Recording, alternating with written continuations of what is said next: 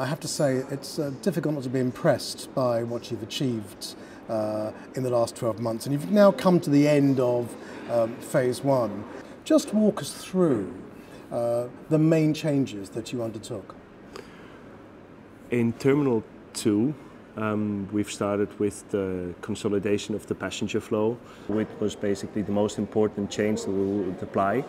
Installing walk-through duty-free store of Hyneman, where we've got now 1,200 square meters walk-through duty-free store, 3 consolidated passenger flows that turned into 1. Then we've opened the first Victoria's Secret shop in Austria, which started directly as a great success. We've developed some new store concept when it comes to souvenirs. That was in Terminal West, POS, which we've completely redesigned. So the terminal has been revitalized, and we've implemented new store concepts and new F&B. And especially F&B has been a key focus throughout the whole terminal. I want to go back to the consolidation of the passenger flow before passengers get into Hyneman. I mean, Yes. It's completely transformed the business there, hasn't it? Yes. I mean, over and above the fact the Hyneman store itself has been completely redone. Yeah. We've been working very hard with Hyneman to get to the point to come to this store. We've taken a lot longer to redesign it, with the key focus on driving absolutely a local sense of place, which is different as what we've seen in the other terminal developments. We've now come to a point that, comparing to the results we were expecting, Hyneman definitely does over-deliver on those results. Last year you asked me how many percent did I think we would do. We were thinking we would do maybe 40%, 50% increase. We landed on a 60% increase in PSR, with the passenger revenue rate about 50%. That is a staggering increase by anybody's standards. Yes, it is. It's nothing I've seen so far yet. I think it is providing a much better assortment, having a much wider range to cater basically for the mass and for the class. And I think also if you go through the shop, you'll just see that it's better organized, a very strong focus on local products, which Hyneman does anyway very, very strongly. And the results, they stack up. Now, food and beverage has always been a pet project of yours, and I have to say that this place has really undergone a complete transformation in that particular category. Just walk us through some of the main achievements that you've created here. I mean, it is just extraordinary. First of all, I think it was a change that was well needed. Some of the F&B outlets have been there for 15 to 20 years with little investment. We started working very closely with Erest, one of our main operators in F&B, where we've redeveloped the concept, but also have been very much involved in the design itself of the concepts. Well, we're sitting in an Erest yes, place right now. This used to be a self-service restaurant, which we've completely turned around. We wanted something that was very modern, but with a very clear focus on local food, seasonal products, wherever possible, as little as possible CO2 emissions. And we've come with a concept which I think is very inviting, it's very open. We've taken out the ceilings to create a more voluminous height. The food is absolutely great. It's also a new way of cooking because it's being cooked within the restaurant. It's open cooking, clearly focusing on just local produce, things that we weren't focusing on. We weren't focusing on the Austrian heritage of the gastronomy what we have, and this is what we've done on every single concept. We've been trying to focus more on local quality, local foods, because you could not eat a Wiener Schnitzel, which is the #1 thing you would eat in Austria, so now we can cater for that throughout all. A great view as well, Fantastic. to boot. The best view at the airport, which in the past you would have never noticed because you could not see the view because it was basically blocked off. And we tried to open up everything, and I think the result is there. Well, you've opened up a great offer too in West Pier, which is the Dough & Co execution. Just walk us through the individual elements of the offer there, as well as the fact that the turnaround in terms of what people are spending is, again, a very, very significantly high figure. The beautiful thing that we've managed to do there is to turn it really into an environment where everybody can feel well, It has something for everybody. As soon as you enter, there's Big Daddy. Big Daddy is a concept which is their own burger concept that Donko has developed. Everything is freshly made, everything is freshly cooked, the bread is freshly baked, the French fries are freshly made, and there you just taste the difference. This is not a burger that is frozen in and comes out after 3 months. This is something that's freshly made. The quality is, I think, unknown in airports to get such a burger so tasty. Then we've got Demo, which is their, let's say, flagship concept, which is very known downtown. It's a confiserie, but they have also great food where we focus on service and the local dishes, whether it is a Kaiserschmarrn, whether it is a Wiener Schnitzel, the really traditional dishes. That is service area. And then there's Henry's Art of Living. That is their, let's say, it is a concept which is high quality, grab and go food, which has an incredible assortment. If you just see the entire assortment, what it has, with little canapes, with little starters, great salads, and you just taste the difference. And I think that was for us a very clear focus to get tasty food back into the airport. But then of course you've got the cocktail bar under the dome, which is a fabulous feature. It was predestined to be a fantastic center point bar because you're at the gate, you have view on all your gates, having your last glass of champagne, having great sushi, just indulging yourself. So it was predetermined for that.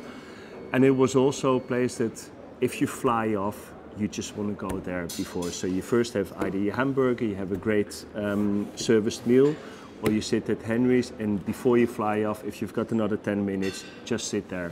With the whole focus, of course, is try to get the people earlier to the airport, because also at the airport you can have a great meal for great value of money, which I think we've managed well. So what else was new here in Terminal 2 last year? If we stick to Terminal 2, we've developed some new concepts, also a new international bookstore concept. We've done revamped completely the souvenir offer, which was a pilot shop. If this one would be the right model and the right concept, we'll now roll it out. Census of Austria, that is. Census of Austria, exactly. So this is something that we've done in very close collaboration with the operator, the designing company and the airport. Then there's also Rusticelli Mangione. Rusticelli Mangione is a Italian focaccia restaurant, which everything again is made locally, is made freshly. The pizzas are made in front of the people with great ingredients to bring some international flavor, because we can't only focus on just Austrian food. In 2015, there's one more big F&B unit which we're setting up, which should be by end of March. We should close it, and that will be also the end of the redevelopment of F&B for the moment. Let's move on now to Terminal 3. There were some new additions there, important additions to T3. This year we're very proud of the first Philipp Plein shop in the non-Schengen area, which is a beautiful shop. I mean, absolutely the highest quality in store fit, with that very remarkable skull you'll see in front of the shop, which is one of the... It's an iconic feature. It's an iconic feature. And it definitely pulls the people. So we're very proud to be the first one that Philipp Plein is partnered with. Then we've added Zegna to our portfolio, which opened in September, which also is looking great. Good clustering though, with Versace, D&G and Michael Kors too. It was definitely the missing link, because we were very focused on the feminine side, but to have some apparel for men, obviously with Zegna, was a great hit. In Terminal 3, we've come now really to the conclusion of the development. Obviously, we found some new spaces where we've opened a little gate shop between two gates with Picard, which is a fantastic shop. If you look at the design being built in the middle of two gates, but is functioning fantastic. Because of the results, we're going to open next year, or this year, we're going to open a 150 square meter shop with them, also in the non-Schengen. So there will also always be developments, but now slowly we come to the end of the long journey of 103 developments we've done so far. Now, it can never be said of you, Adil, that you're a complacent man, and I understand that this year one of your key priorities is that of commercial intelligence. But what precisely does this entail? I think here my background does help a bit. That when I was working for the Nuance Group, also discussing a lot with airports, the wishes were always there. Can you get me this data? Can you get me that data? Can we consolidate our data together? At the end of the day, the airport was sitting on 50% of the data. We were sitting on 50% of the data if we would have 50% of the data. And having that background and always trying to get to the next level, when I came here to Vienna, I found the tubes all open because I had all the airline or all the data from the airport. We've developed the interface that we get all the sales from all the operators into our database, and we can now start consolidating the data, which is very important.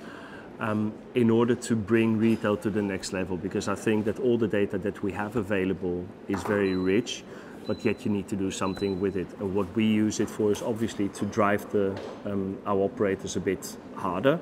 And I think that this is the only way you can move things forward. We've also started to implement throughout the whole terminal, throughout the whole airport basically, 3D cameras where we measure and manage the flows of people, so we know live dwell time measurements.